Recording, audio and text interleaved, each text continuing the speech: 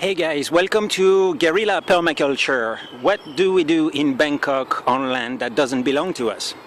So as you can see, this land is fairly wild.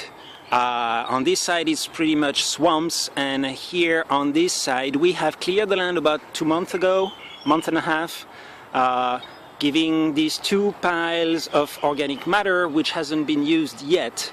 So today I've used it and piled up some of it in this corner here. As you can see, partly on the land that we've cleared, partly on the shrubs and the bush that grows wildly over there. The purpose of this is piled on about 1 foot thickness, is to control this mad vegetation. Rain season has just started and it's growing like madness. So we're going to plant directly in this, but before that I would like to go and have a look at those piles. This is a pile of vegetation that we have cleared about a month and a half, 2 months ago, and as we can see we haven't done anything. Plants and climbers have started already colonizing it, so I've had a bit of a hard time putting some of it out to there, but we can see a few interesting things. The top has dried, as you can see, but when I've been digging inside I've found tons of mushrooms and wildlife, and we can see how the green matter has already decomposed and made some beautiful compost. So in there we can find tons of things, and I would like to reach the ground to have a look what happens within 2 months to typical Bangkok soil. Here we can see we have eggs, we have little caterpillars, we have lots of life moving, we can even see it with our own eyes, and we start to see some poops of worms and different animals. It's getting already, we have root systems and fungi. We have a very rich event happening in just 2 months.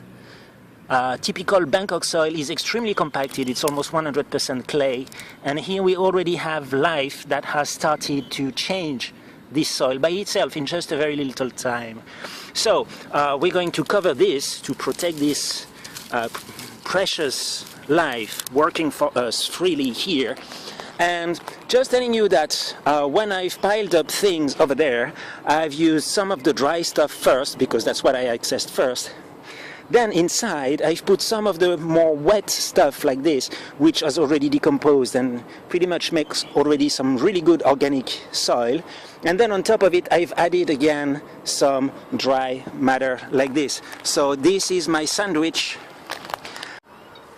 Next we're going to plant these little climbers here, Puang Shampu in Thai. I will find you the Latin and English name. If you want, ask me in the comments. So this is how I plant my little guys. First I make a little nest, and I do break all these branches in some smaller pieces, hoping that they will be a little bit more compacted so that the roots find it really agreeable to grow into them. Then I take 3 little plants, I mix them, I put one which has been pretty much shaken up by transportation in each, and then 2 that look really healthy, put them together so that they can emulate each other, and then bring more organic matter which I break down in small pieces. Maybe it's not very clear to see, I'm a total beginner here, and crush it down around it, press a little bit and give them a little bit of shade, not too much. It's gonna rain. I mean, it's their job to grow after that. I've done my part, enough. Last but not least, in our piles there I found some pods of Lucina, in Thai Kratin. I can find you the full Latin name if you want. You know how to get that, reach me in the comments. And I've been spreading the seeds in all this area here. This plant is a pioneer. I'm hoping that they can take off amidst all this competition and give us some shade pretty soon, and we can also mulch them. These are branches that I found, and I will use them if I need to put some black netting over my little illegal guerrilla garden.